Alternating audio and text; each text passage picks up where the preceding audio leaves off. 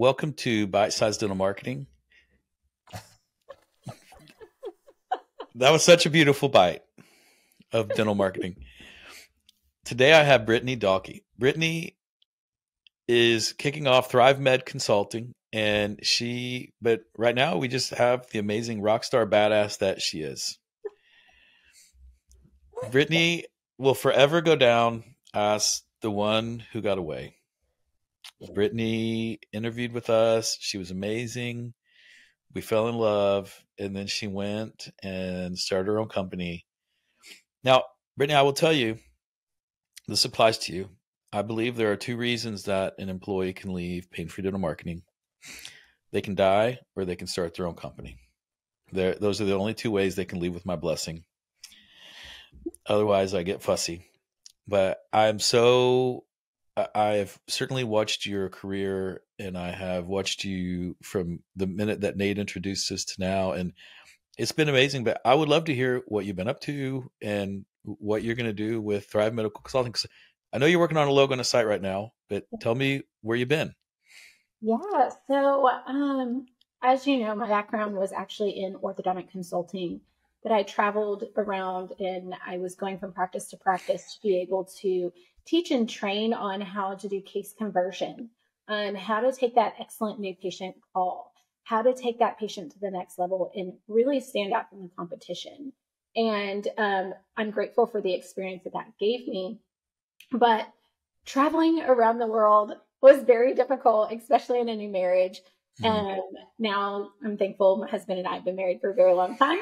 So I'm coming back to it. But, then I got into a social media agency and I was working there. I actually worked at a dental agency as well, but went into a social media agency and I really got my feet wet into med spas, derms, plastics, dental, everything across the board. So really from start to finish, I know I've been in a practice from start to finish. I went and consulted in practices from start to finish.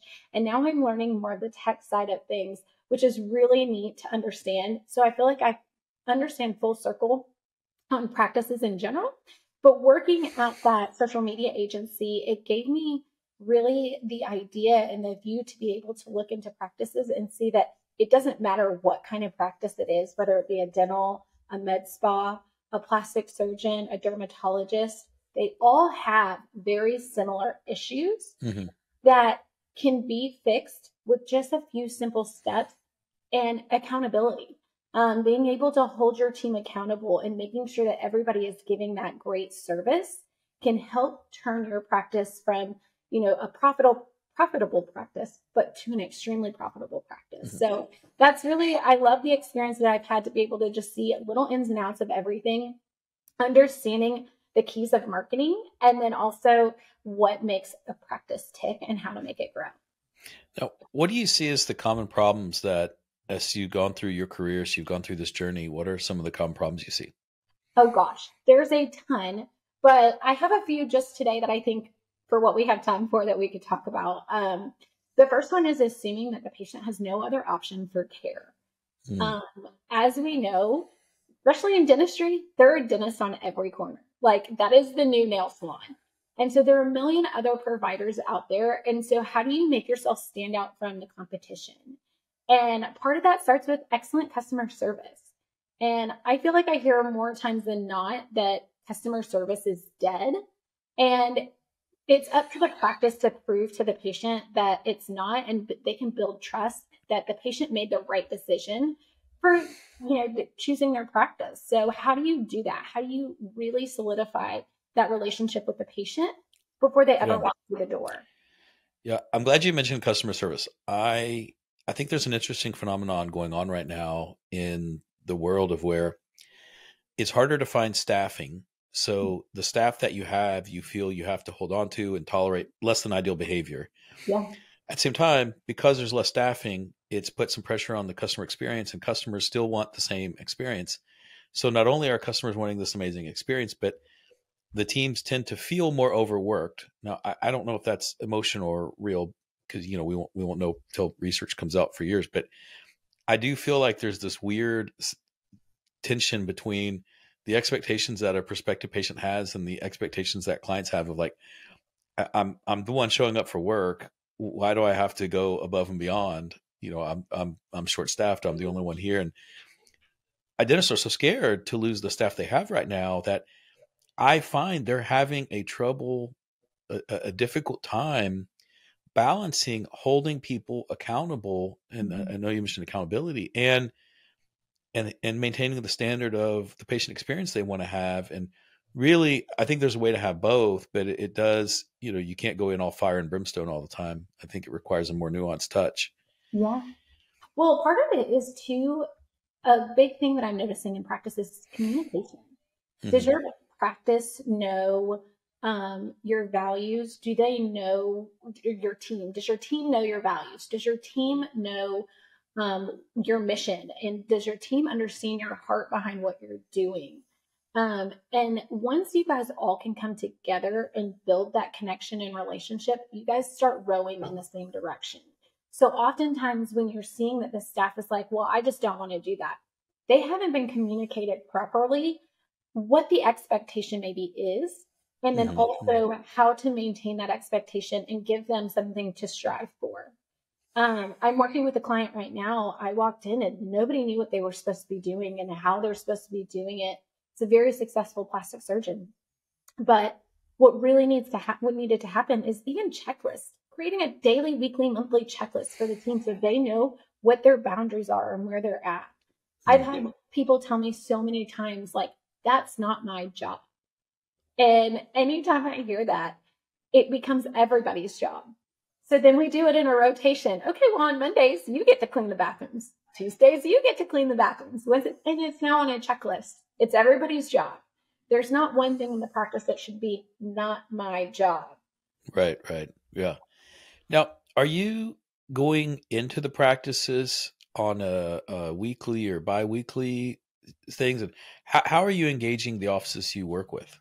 Absolutely. It all depends on the practice and what their needs are. This practice that I'm talking about now, the doctor is very busy. He's in surgery actually 5 days out of the week, works 6. So he needed somebody there to really just help the manager create these processes, implement them, and maintain them. And so that's really what I've been working on to help them. And so I do that bi-weekly. There are some clients that it may be they need me to come in once a month because we're really just curating and making sure that the front office is taking an excellent new patient phone call. And then we are building and creating the perfect consultation. So walking somebody from point A to point B when they walk through the door and how to tell them. So it just depends on what's needed on the client. It's all completely customizable. Now, walk me through your ideal new patient experience. Oh, I want to hear the Brittany experience. awesome. Yeah. So it starts with, of course, the new patient phone call. This is the first interaction that the patient's getting with your team. It is so powerful, and I can't get that through enough. I feel like so many people don't understand how powerful that new patient phone call is. It can make or break the conversion rate. I don't care how great of a treatment coordinator you have or whoever's selling your treatments. If your new patient phone call puts a bad taste in somebody's mouth, it's never going to help convert that patient into an actual treatment. So it has to start there. So the new patient phone call should honestly just tee up the patient for a treatment plan. And I am a big fan of personalized scripting. I know not everybody loves scripting, but that's why I personalize it to the practice. So starting with the new patient phone call, it should be blow the patient out of the water going, yes, this is it. The next one is your confirmations. This can be a game changer. I am old school. I know that there's so much technology in this world that we can send emails and text messages, but I feel like that doesn't need to be the first route for confirmation. Mm-hmm. The first confirmation should be whoever's selling that treatment to contact the patient and say, hey, Brittany, I'm so excited for you to come in for your appointment this week. I just wanted to see if you had any questions before you come in. Notice I never use the word confirmation because to me, a confirmation sounds like you're saying, hey, don't jack up my schedule. I just need you to be here. It's saying, or you have a choice. Yeah, I'm really excited to meet you for your appointment. Do you have any questions ahead of time that I can get answered? Do you need directions to the office? Whatever that may be, but people value authenticity. And so building real connection and relationships with the patients is important. Same thing, like I said, with your staff. Building authentic relationships with your staff is important because the more that they get to know what you're wanting and what your expectations are, the better they can perform. Yeah. You mentioned the new patient phone call. Yeah. One of my secret favorite things that my very best practices do, Mhm. the dentist calls the new patients the day before the appointment. Yep. They get a list on their way home, and they just call them Mhm. and say, "Hey, Brittany, I'm so excited to see you tomorrow. I saw in your paperwork that you had some concerns here. Mhm. I'm so excited to have you come in and talk with me tomorrow, but I just wanted to personally call and welcome you to the practice. If you have any questions, please call the front desk. They'll be sure to get in touch with me." So, and it sounds like again, that's it. It's a 45-second phone call, and I think I love what you said about the office manager or the coordinator calling.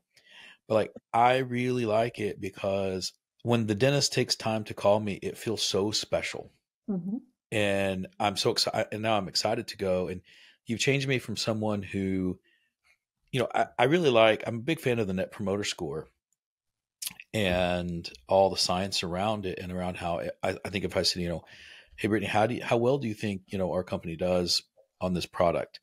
Mhm. Well, because there's a social contract that you want to give me a good score, because it's just weird to not. A lot of people say 7 or 8. Mhm. That actually doesn't. That's actually statistically not a great score, given that you're going to skew heavy anyway. Like, you're looking for 9s and 10s are really your promoters. Yeah. And I like it because I think it shows the delta between an average, a good, and an amazing experience. And a good experience is not going to generate a lot of referrals. A great experience might generate some, but an amazing experience is going to create these brand champions out there that are like, "You need to go see Dr. Brittany. She's amazing. She called me for my new patient exam." And even though your new patient exam is probably just like my new patient exam, the fact that you called them, they're going to perceive the exam to be a much higher quality exam. Yeah. I 10 out of Yeah. 10 recommend that the doctor contacts them. I can't always get the doctors. It just depends on the type of practice, of Sure, course. sure. But I always do recommend that to have the doctors call because that is just night and day difference. Because if I contact the office, I'm never speaking to the doctor, Hmm. right? Hmm. I have to talk to Barbara, or I have to talk to Brittany, or I have to talk to, whoever. You're never talking to the doctor. So when the doctor makes time out of his day to call you, it makes you feel really special. It does. All right, so we had the new patient call. We had someone from the practice call them to talk about their appointment. Yes. They're coming into the building for the first time. Yeah. What are we going to do with them? Well, a properly reversed exam is so important. So, one, you always want to treat the office like your home. So, it should be clean, it should be ready for company, it should smell good, it should look good, everything. But when the patient walks in, they should be automatically greeted from the front desk. Um, your front desk should know your patients. So they should know that when it is a new patient coming in, and using them by name. So, hey, Brittany, I'm Brittany. It's so nice to meet you. Just giving them that warm greeting when they walk through the door is so important. But once that's done, of course, any paperwork that needs to be done, any additional information can be discussed, but it should be a beautifully run dance routine. So using scripting, um, going through the process, giving a tour of the office. It's a new person into your office, right? They've never been there. Where's the bathroom? Where do I brush my teeth before my appointment? Where do I do certain things? So you can give that tour to the office to the patient, just so that way they're very comfortable with anything that goes on in the practice. And then I always really like scripting for the doctor, just because the doctor's seeing all of the patients, right? So maybe the hygienist only sees X amount, the treatment coordinator, all these other practices, or all these other patients or people are only seeing so many patients. The doctor needs to have scripting to leave the patient feeling like they're in great hands. So using a scripting like, "I'm going to leave you with Brittany. She's our expert in providing our all-in-4 patients with the best experience possible. I assure you she's going to be able to answer any questions you have regarding your experience or regarding your treatment or your finances. You're in great hands right before they walk out on the patient. That warm transfer now gives Brittany the ability to make decisions for this patient before the patient goes, well, I just want to talk to the doctor again.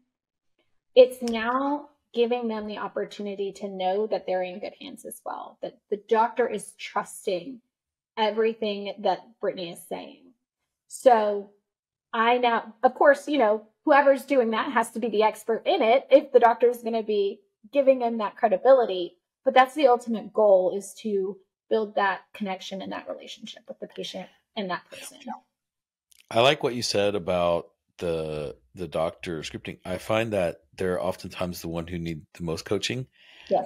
And I love just giving them a sticky with a couple of bullet points about Brittany before they walk in to meet her. Yeah. So just to give them a few talking points. And I like what you said about handing off with a high degree of confidence to the next person, because I like those handoffs.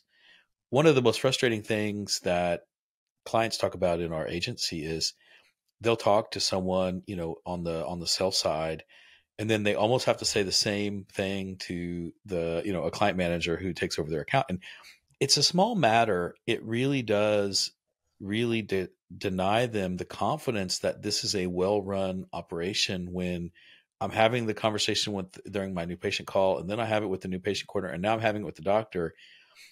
While I'm okay having it, it's, it does sort of deny me this amazing experience of perceiving them as a well-run shop. And I like what you said about scripting for the doctor. Well, what's the difference for me calling Visa to get information on my credit card when I have to put in my information 16 times, and going to the dentist and I have to do the same thing? That shouldn't happen. It shouldn't happen. Yeah, I agree. I'm a fan of a paper trail. I know a lot of practices are not fans of paper trails, but I feel like when a patient is talking, you can write things down versus typing things out.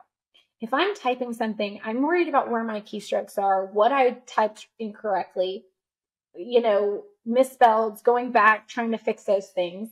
So if we have a paper trail and, like you said, the little notes that say, here's what I talked to them about, there should always be a debrief with the doctor and the staff member before he ever walks through that door.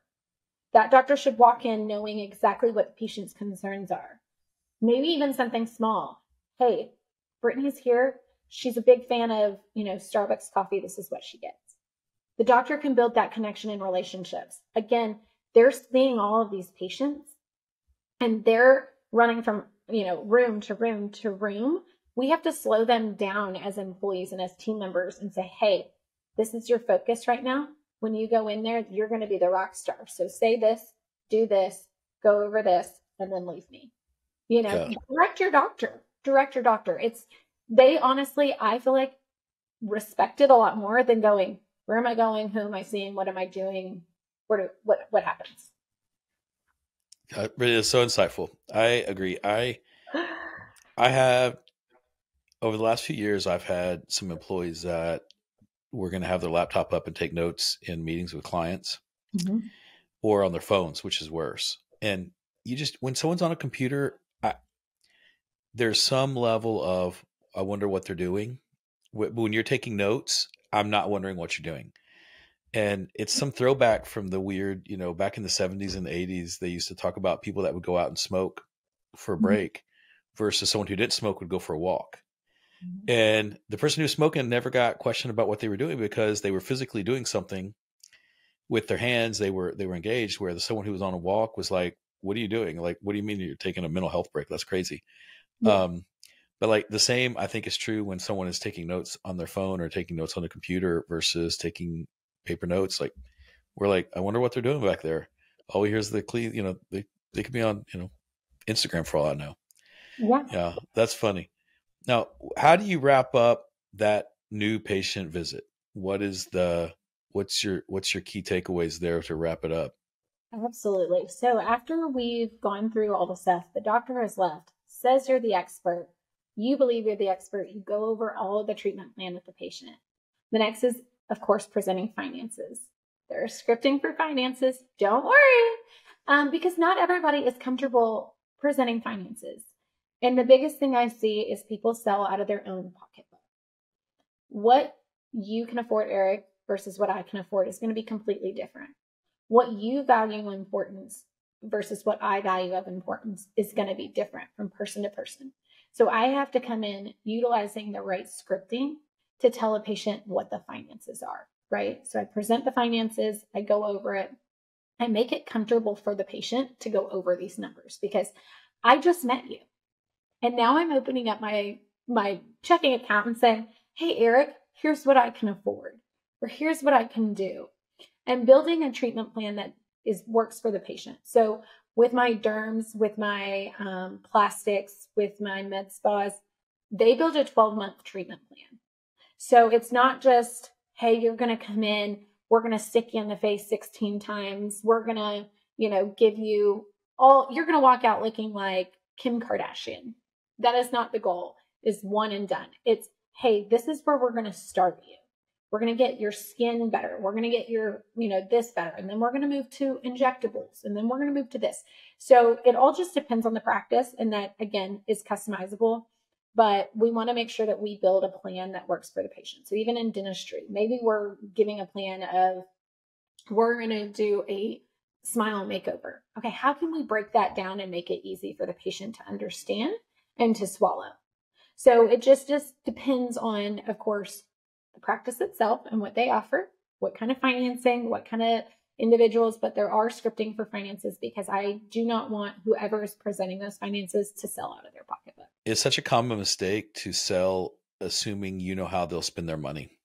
One thing I did want to close on, I know we're running a little behind, but after the new patient experience is follow-up. So if the patient doesn't know, how do we follow up? That is so important, is following up with those patients, working those recalls, staying in front of them, making sure that you let them know that you are a priority. Well, gosh, Brittany, this has been amazing. How do we get in touch with you to show you off to the practices and have you come in and do an analysis or something? Absolutely. Right now, just through my cell phone, you'll reach out to my phone number. Text and phone call work great for me. I'm working on, like I said, getting everything up and running. So I will have my domain-based email and all that stuff here shortly. I'm so excited to see your logo. Yes. Yeah. It's going to kill it. I'll make sure to link all the contact information in the description, but that was your Biote Dental Marketing.